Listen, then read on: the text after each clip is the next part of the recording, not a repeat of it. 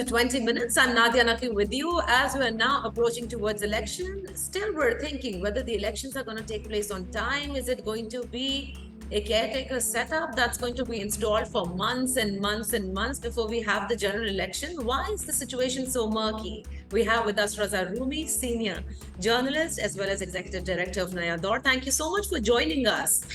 It is so surprising that, the assemblies are just about to complete their tenure, and we're still, the discussion is around whether the caretaker setup is going to finish on time, the elections are going to be on time, or will there be a delay? Why is there such a situation? Is it because establishment still is one of the key players on the political landscape of this country? Thank you so much, Nadia, for inviting me. As always, a pleasure to converse with you. I think you've nailed it. There's immense uncertainty, even though we know that the current coalition government is completing its tenure on August the 8th. That's what the Prime Minister has announced. And the assemblies would go away and there would be a caretaker interim setup. But it is very unclear whether elections would take place within 3 months of the mandated time which the Constitution stipulates. And largely that is due to two reasons. First, it has to do with the kind of political choices that the powerful establishment has to make, whether it allows the former Prime Minister Imran Khan and his party to contest as they are today, or if further truncated PTI and an incarcerated Imran Khan, would be, participating in the election. So that's the bigger choice. And obviously Imran Khan's rivals who are currently in the coalition and are likely to benefit if he's in jail and his party is not fully engaged in the electoral process, they are backing the establishment in this direction. But I think there's another issue which has to do with the economic situation, okay, and where there's a standby agreement by the IMF, and Pakistan has agreed to certain conditions. A very important one is that they have to bridge the difference between dollars rate in the interbank and open market, and other measures which are going to lead to another spiral of economic hardship. And so whether a caretaker government doing it is a better idea than a next elected administration. So, I mean, there are all these unknown variables at the moment, but primarily it has to do with Imran Khan's specific political engineering that is underway. So when you say that, the political engineering specifically for PTI and its chairman, and naturally there has been a lot of speculation around this, that the fate of the chairman shall be decided during the tenure of the caretaker setup, and not, because a few days are left for these assemblies to dissolve. Is he still one of the key players on the political landscape? Like, if he's allowed to contest the elections, do you really think that he can sweep the elections? I think, Nadia, as we speak today, I mean, this is the end of July.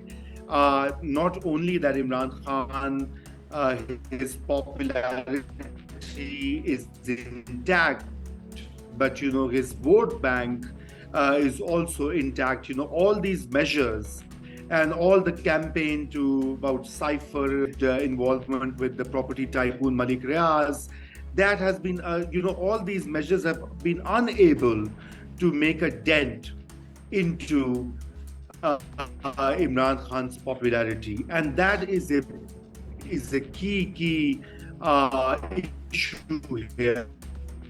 And if he's allowed to go around, and he is likely to get a good number of seats. I can't say sweep, that would be a very difficult thing to measure and determine, but certainly he is in a very strong position. And part of that has to do with the fact that now there's a sympathy factor about him as well. Remember that he's facing almost 200 cases. Now, and we know how our system works. When you want to punish a politician whom you want out from the arena, you make, case after case. I mean, there's no crime in the Pakistani statute which has not been, linked to him, whether it's sedition, anti-state activities, corruption, I mean, you name it. And obviously people are, at least his support base, that, he's being unfairly targeted. Okay. Imran Khan has made many mistakes, many blunders, but the reality is that, his popularity is very much there. And that is a big worry for the his rival political parties and the establishment.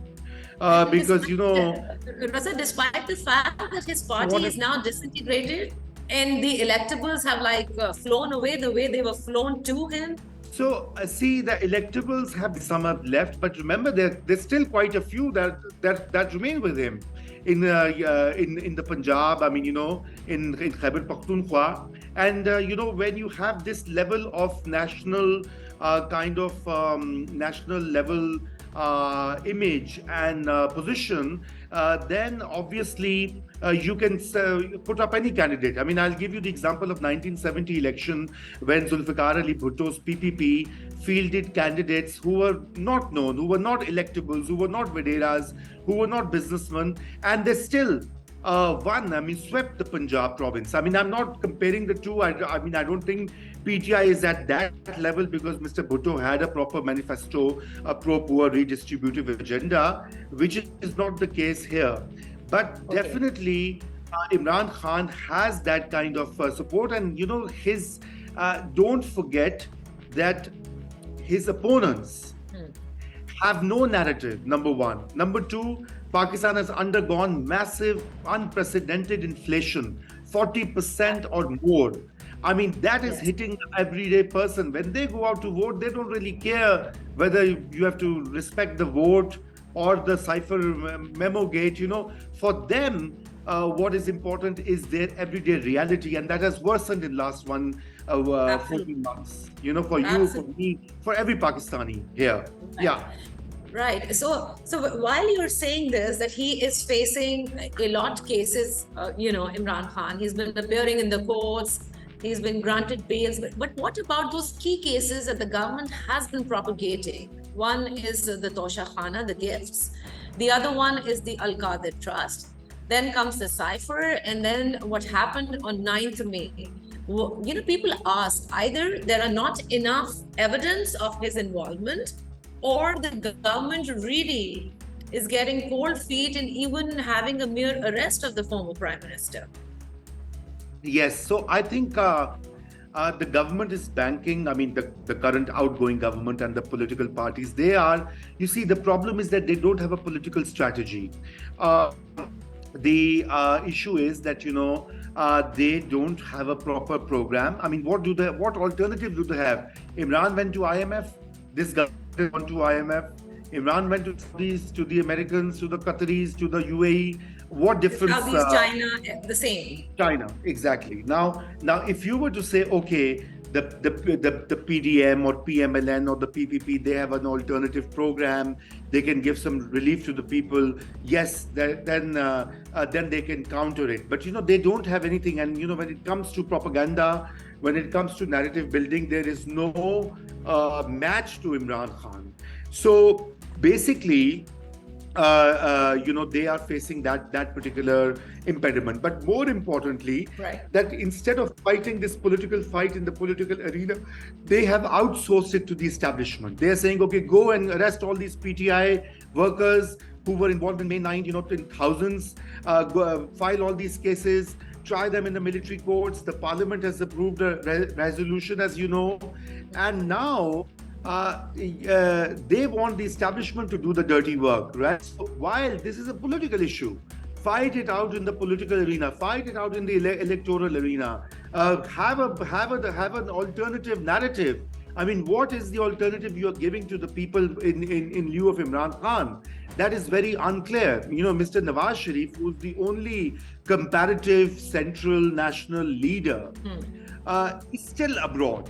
You know, he is in London for the last so many years. He's out of touch with Pakistan. Right. I mean, you know, his brother, who is a capable administrator, who has gotten this IMF deal, who's done other things, he's not a popular figure.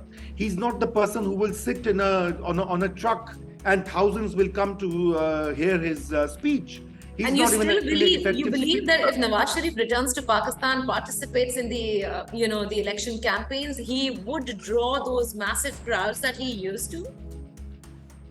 I think Nawaz Sharif still has a fair chance. Him and his daughter, they are more charismatic, and Nawaz Sharif's vote bank is also there. It's also intact. It hasn't. People may be angry at the inflation or the mismanagement of the economy that we saw, but once he's campaigning and canvassing, and because remember, he's also the underdog. He has been a victim of the judiciary, of the military, of the corporate media in 2016, 17, 18, when he was ousted from power, disqualified, jailed for long, then exiled. So he has a story to tell. And when, like Imran Khan, who's a storyteller, that this conspiracy, the Americans are out to get me, Islamic touch, whatever. So Nawaz Sharif also has a story to present. So it would certainly garner more votes. It would get more traction in the Punjab. And I think the PMLN's only hope, if there's an election and if they want to retain or regain some of their power or their electoral strength, Nawaz Sharif is vital, is the key to that strategy. And that is why Nawaz Sharif also knows that, and that is why he is likely to be here just before the election, so that he could be very much in the country and can lead the campaign. Okay, so while you say that, these political parties have left the fate of the former Prime Minister, PTI's chairman, to the establishment that do all the dirty work yourself, I clearly remember that, they have been saying that PTI's chairman was their project. So it is for them to deal with it. Having said that, do you believe that establishment really needs PMLN and Nawaz Sharif now to their help to get out of this mess? It's a very tricky question. Nadia, I think what has really complicated the matters is that we've had this situation before. Politicians like Zulfikar Ali Bhutto, Mohtarma Shahid Benazir Bhutto, Nawaz Sharif earlier, they all fell out with the army. Even Jamali fell out with the army. Judejo fell out with the army. No prime minister and the military have been able to coexist. That's a sad, sad reality. Now with Imran Khan, as we know that he fell out with General Bajwa, and then whom he accuses of playing a role in his ouster. But what has happened is that there has been a change of guard, but the new army chief, Imran Khan, has also personalized the conflict with him. Although he's now more careful, he doesn't name him, he doesn't call him names, but don't forget, he has been calling him names. He called him used very inappropriate language about him. So what happens then? The civil military dynamic also turns into a personal dynamic. And once, so Imran is, for example, he calls the number 2 in the ISI, quote unquote, Dirty Harry.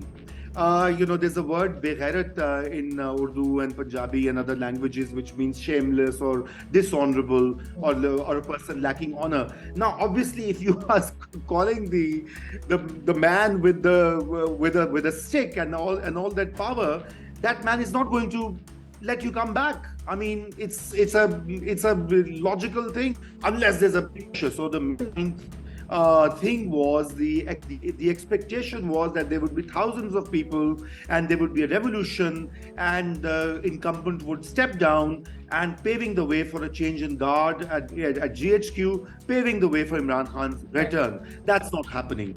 So what we now have is a situation where the military is now under immense attack. The PTI supporters, if you see their mood in Pakistan and abroad, they have been campaigning and canvassing against Pakistan's establishment, and for right reasons as well, because the establishment has always been interfering in politics. And also for the other thing is that the mass scale human rights violations. I mean, in the sense, the arrests, yes.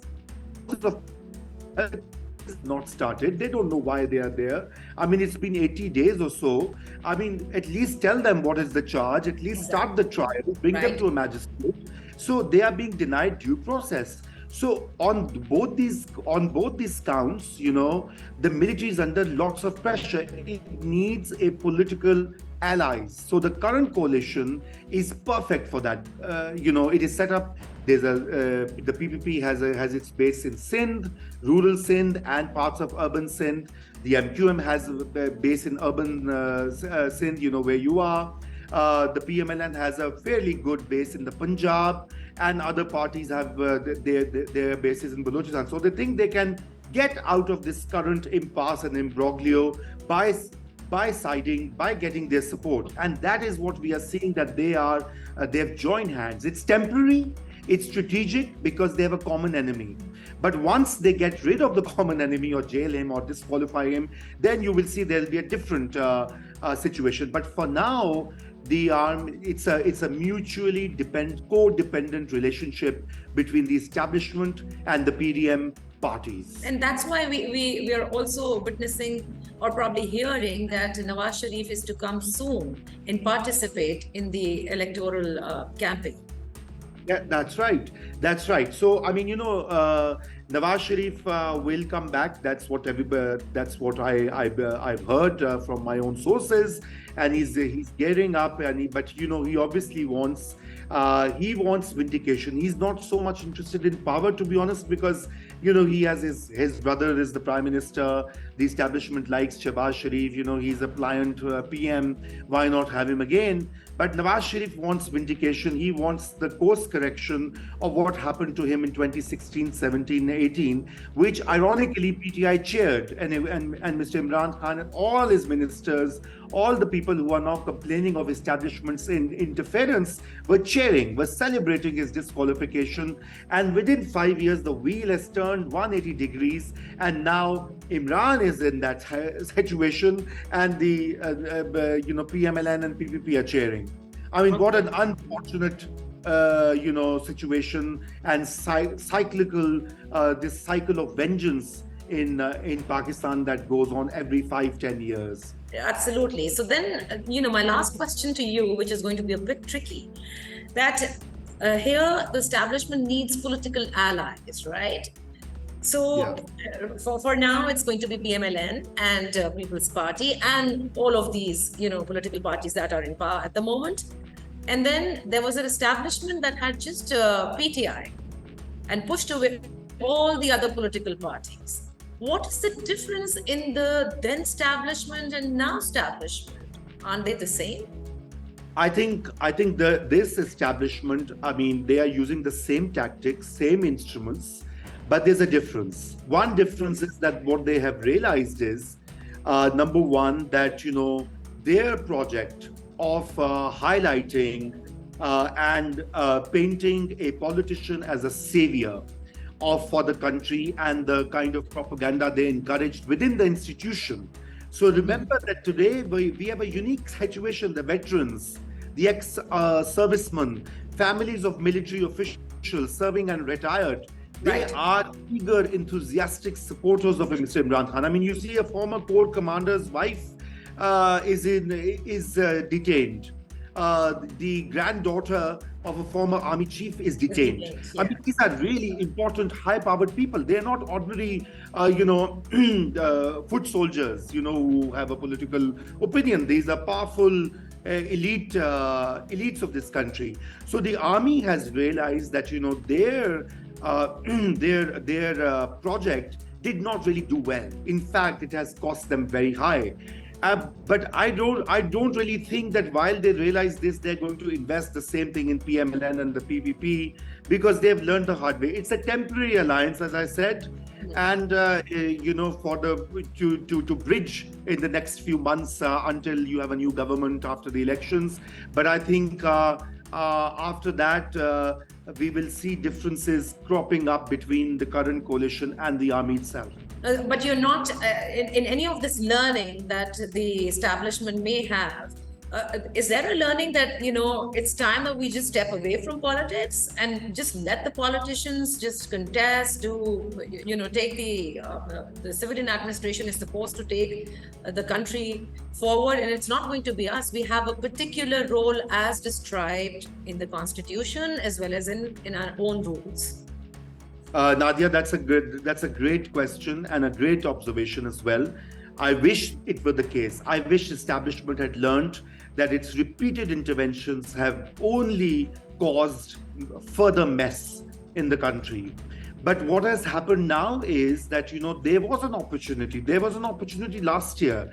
Had Mr. Khan reached out to his political counterparts and said, okay, let's work together from the forum of the parliament and curtail the powers of the establishment, let's push them back. But no, he was constantly asking for their support. Right. And this group, PDM, is also asking for their support. So which means that the establishment is once again far more powerful than it was some years ago. And now, after May 9th, whether that was a conspiracy, whether it was staged, whether it was a genuine attempt by PTI to cause a mutiny, the establishment has got the rare opportunity to come back with a bang.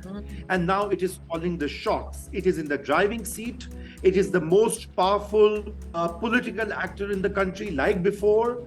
And the future roadmap of Pakistan will be determined by what the establishment wants. All of these characters, Mr. Khan, Nawaz Sharif, Shahbaz Sharif, Zardari, are ancillary, secondary characters because sadly, due to this intense polarization, intense hatred for each other, they have once again allowed the establishment to take over the reins of power in the country. They are on cruise control, which means... Yes, cruise control. You are seeing that, they're making policies on agriculture. They are facilitating investment. They've made an investment council.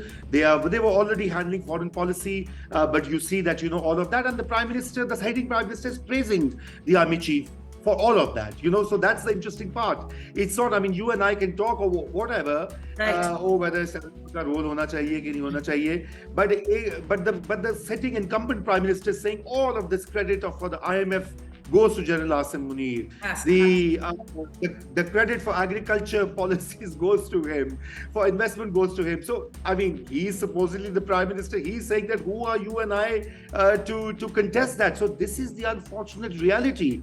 Mr. Khan used to say the same thing about Bajwa. We are on the same page. We are the besties, we will work together and change the country. And now it's Shahbaz Sharif. So the reality is that, this is once again a golden chance of bringing some civil-military balance has been squandered. It will take, I would say, a decade, if not more, to... So when you say a decade, are you completely ruling out, because anything can happen in Pakistan? I know we are running out of time, but because the caretaker setup, if it goes, longer than it is supposed to stay, are you ruling out martial law completely, or is there a chance? No, I don't see a martial law. I think, why do you need a martial law, Nadia? when you have a parliament which says trying civilians in military courts is okay, when detaining 2,000, 3,000, 5,000 PTI workers is okay, when blacking out Imran Khan's name on TV is okay. When censorship is okay, when all these bills are okay, why should the army need martial law? Earlier they needed it because they wanted to implement these policies. So I think that even if elections are delayed, I don't think that the military will delay the elections. I don't think that the Supreme Court will allow an extraordinary delay. I think the elections will be held. I think they will be unfortunately managed, resulting in a situation where this current coalition comes back in some form or the other. And Mr. Khan, I don't see him either campaigning or playing a very active role for some years at least. For some years. Thank you so much, Raza Rumi, for being with us. That was a great analysis of the entire situation. I hope you all have enjoyed. Take care and goodbye.